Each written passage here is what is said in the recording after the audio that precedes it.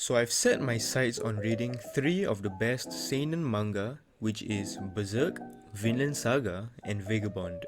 I've read and caught up to both Berserk and Vinland Saga, and recently I have begun my journey on Vagabond. If you would like to know my thoughts on the first 26 chapters of the manga, you should check out my previous video on Vagabond. So, in this video, I'll be sharing my thoughts on the chapters 27 to 58. So, let's begin.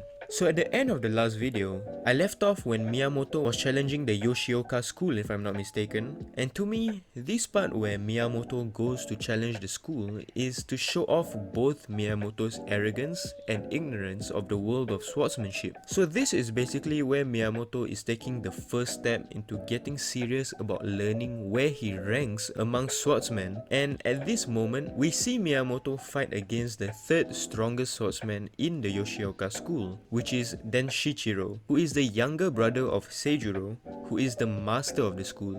In the fight, Miyamoto was barely even able to keep up with Denshichiro, but after this fight, he realizes that he still has much more to learn. But the thing that a rational person would do is to go and train and return stronger to be able to put up more of a challenge. But Miyamoto decides to go and challenge another school straight away with another person that is considered to be much more stronger than Denshichiro. So the next person he challenges is Inshun, who is the master of the Hozuin school. And I love this fight because this is much more of a wake-up call for Miyamoto, since he is able to realize that with his current skills alone, he will not be able to achieve his goals of being the strongest swordsman and being invincible under the sun. So in the fight, despite giving his all to attack and hold off the attacks from Inshun, he realizes that he has not once hit Inshun while he was hit multiple times. So Inshun is using a training spear without the tip, so if this was a real fight, then Miyamoto would have died multiple times over.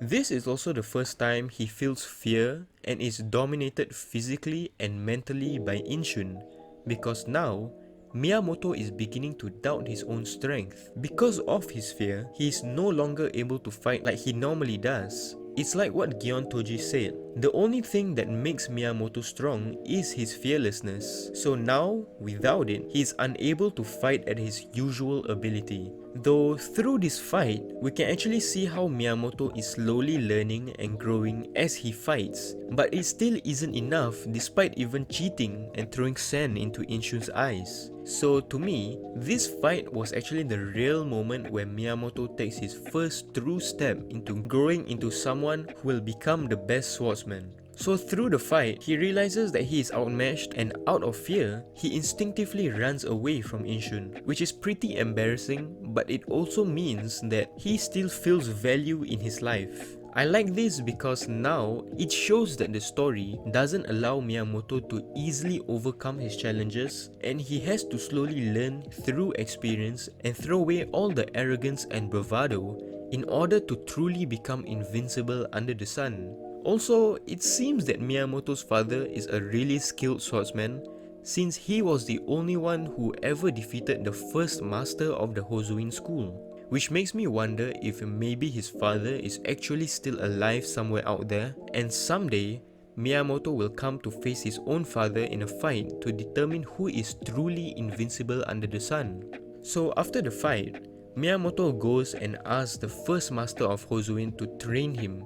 And also, currently, I'm reading the part where his friend steals the name of Sasaki Kojiro and uses the name to boast about himself. Honestly, right now, I don't really care about his friend, but I do know that Sasaki Kojiro is a really famous swordsman in history, but I'll still read his parts since I expect him to play a big role in the story later on as well and cross paths with Miyamoto again someday. So to summarize, I'm really enjoying the story so far, much more than in the previous video about the first 26 chapters. I feel like I'm finally getting to the point where Miyamoto is growing and learning while also beginning to refrain from being arrogant.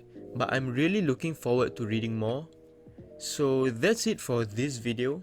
Please subscribe, leave a like, and with that, see y'all in another video. Bye bye.